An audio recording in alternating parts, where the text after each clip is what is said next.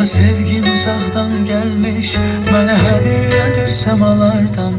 Hey dostum, başımdan bedenimden donmayacak bir tabu ömür gereğine.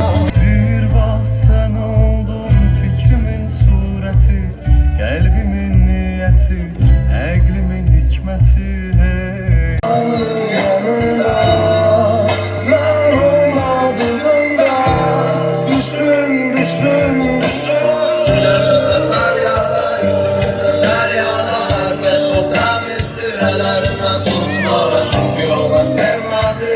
Aşık olmadı.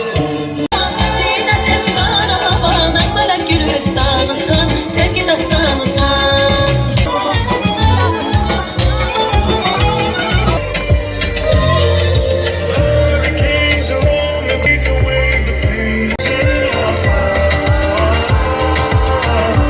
Azerbaycan, Azerbaycan.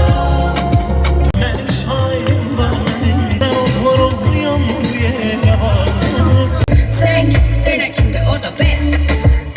Gelip baksın, bütün konsertlerim geçirsem ki şehirde var fest. Aldım ben senden uzak, seni seve yaşadım biz.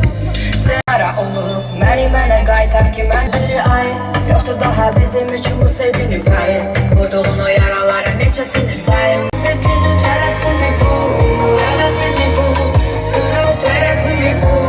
Bir uşağın geçip giden hevesini bu. Yaşa Azerbaycan. Beynini kalın giyin, çölde tufan var, tufan var. Oyna, oyna, oyna, oyna, sen düşümde oyna. Durma, durma, durma, durma, bak yüzüme oyna. Üstüne yaz severler, dağlarda kar severler, ağaçta kar severler. Sounds like this. La Cleopatra.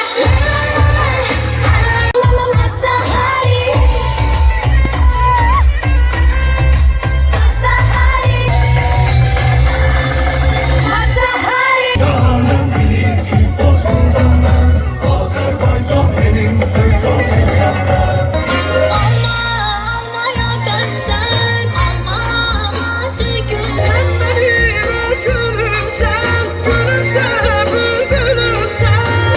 Ben bu dünyada adalet görmedim ki, görmedim. Ruhumuz ayrılmak istemirsen de bilirsin, kaçırsan